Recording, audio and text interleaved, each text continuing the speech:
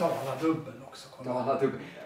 Jag tänkte på det, att det är fan en jävligt fin tävling alltså. Det var kallt och allt var minus. Ja, jag har ett väldigt starkt minne. Jag har ett väldigt starkt minne av när jag stod och duschade. Och det var så jävla kallt. Och jag kommer ihåg att jag verkligen funderade på varför jag höll på med det här. Hej och varmt välkomna till O-ringen TV. I den här veckan sitter vi hemma hos Mats Troeng. Tjena Mats! Tjena! Kul att få vara här. Välkommen hit. Ja, tack så mycket. Och vi ska snacka kartor den här veckan, eller hur? Ja, det ska vi göra. Det är kul. Bästa med orienteringen. Eller det skulle inte bli någon orientering utan kartor. Så är det ju. Ja, men först och främst, vad gör du för O-ringen? Jo, nästa år så är jag banläggare för en av etapp 3 då i Östuna. Och sen så ritar jag sprintkartan också, den som ska användas på ungdomsstafetten och på elitsprinten. Just det. Har du något tips inför Östuna-etappen? Ja, var beredd på att det är lite omväxlande, så kan jag väl säga. Kul. Ja, det kommer bli en rolig etapp tror jag. Ja, men om vi ska kika lite på kartan. Vi ska gå igenom... vi ska ta oss till Nosten där vi faktiskt var och besökte förra veckan. Då var vi ute och kikade lite på ett vägval i Nosten. Men nu ska vi kika på historien över Nostenkartan. Just det.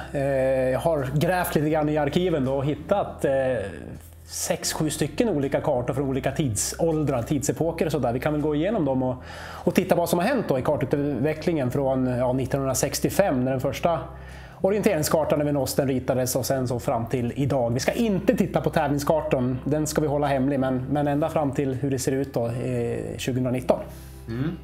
Ja, men då tycker jag vi kikar på kartan då. Ja, det gör vi.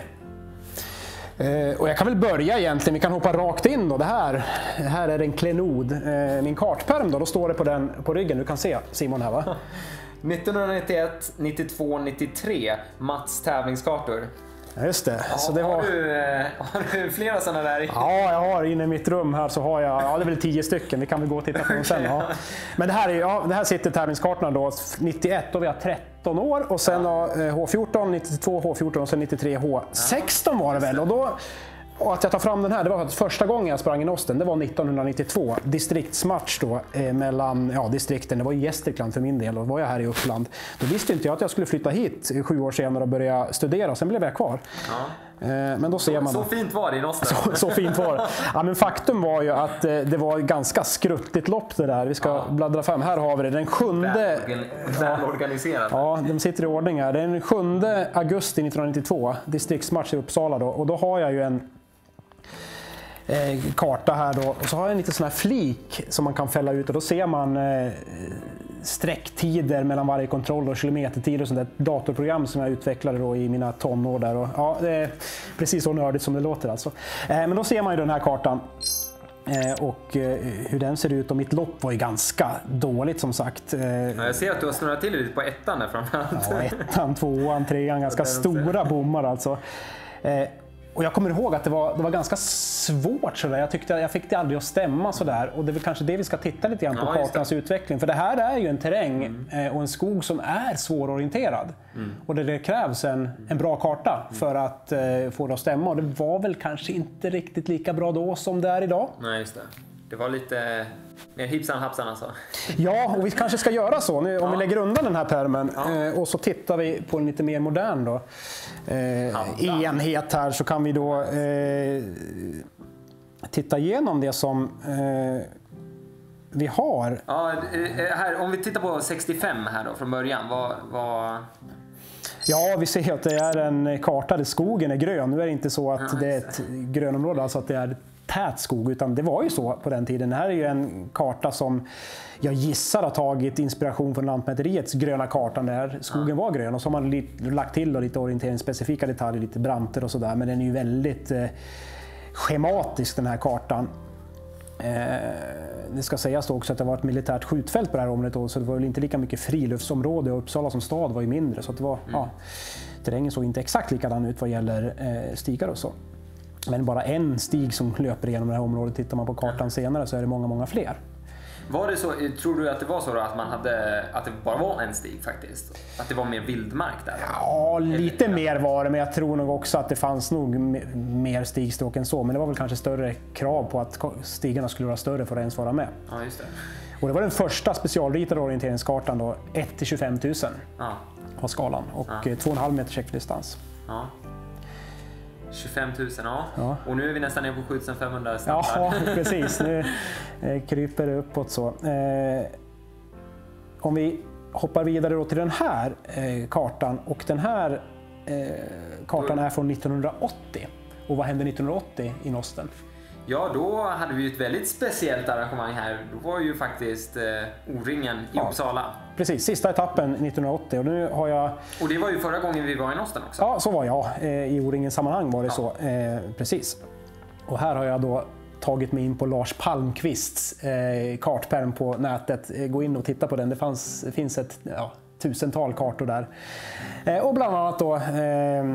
O-ringen 1980 etapp 5 då. Och då kan vi ju se på den här kartan att nu ser den ut som en orienteringskarta som vi är vana med idag. Det här är ju ett stort lyft där ju. Ja, det är ett stort lyft. Det är vit skog och det är... Vi har fått lite fler stigar där också. Lite fler stigar, ja.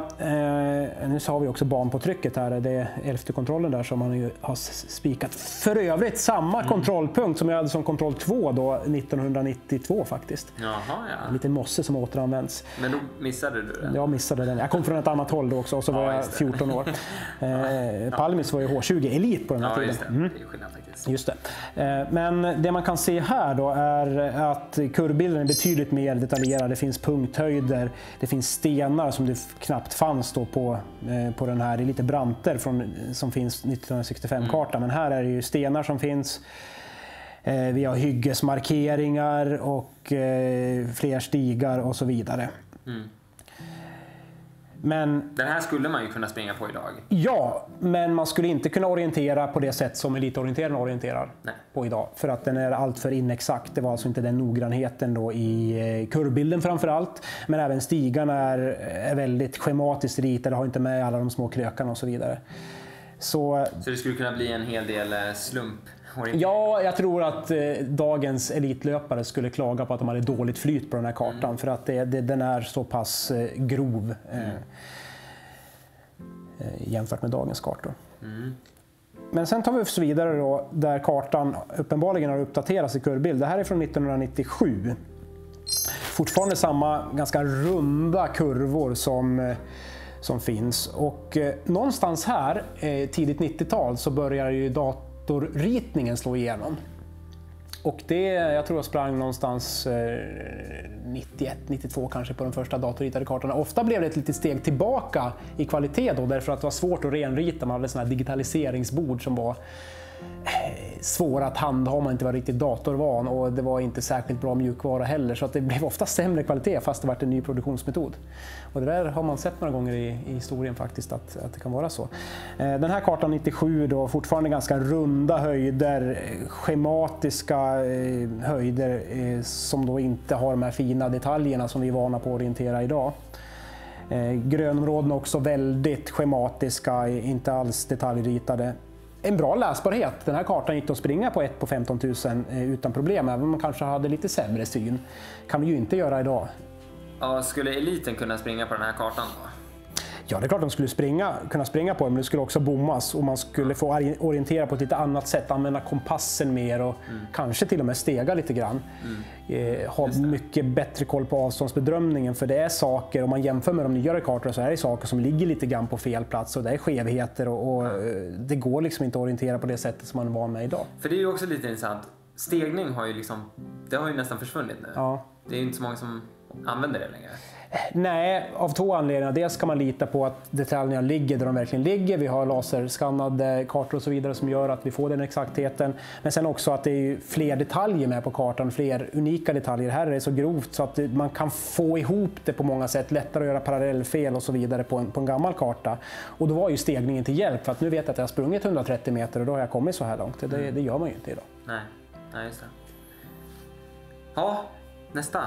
Nästa bild, då är vi på 2004 och då är det en kurvbild igen kan man säga då. Inte laserritad, inte en laserbaserad kurvbild då, från laserskanning, utan det är en handritad. Och den här kurvbilden tycker jag med blotta ögat ser bättre ut, en mer detaljerad kurvbild där man har lagt mer tid på att försöka avbilda den så bra som möjligt.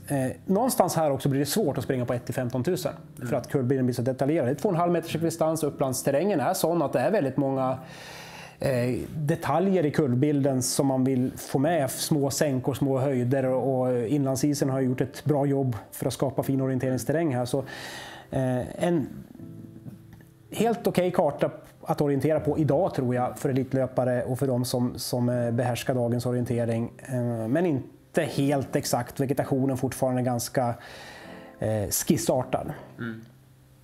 Ja, så det var 2004 och det är den sista kartan jag har som inte är baserad på laserskanning. Hoppar vi över då till den här 2013, då har laserskanningen gjort sitt intåg och det gör ju att höjdformationerna blir exakta. Ett ganska vanligt fel som man gjorde i början när laserskannade kartor kom var att man tog de här laserkurvorna rakt av och inte rundade av dem. Det blev alltså en matematiskt väldigt exakt karta, men den var inte så skön att springa på för att vi orienterare upplever ju inte terrängen precis då. Det är viktigt att få relativa skillnader och framhäva det som är tydligt i terrängen snarare än att få en exakt 43 meters eller 42,5 meters kurvan sådär. Är ju inte så intressant att det är precis samma höjd längs med en höjdkurva, men den ska framhäva terrängens strukturer. Då blir det bra flyt i orienteringen också. Sen så får det inte avvika för mycket. Nej. Men en halv meter hit eller dit är helt okej. Ja. Och här ser man då att vissa terrängformationer har ändrat sig lite grann. Höjderna ligger lite mer exakt och så vidare. Den här är ju ännu mer detaljerad också, eller hur? Ja, den är lite mer detaljerad. Man ser också att nu börjar grönområdena, vegetationen blir mer detaljerad. Det finns små vita stråk som går igenom som visar löparhet. Och man öppnar upp för höjder i det gröna där det är bättre löparhet uppe på och sådär. Så visst är det så att det blir en mer exakt vegetationsredovisning också. Ja.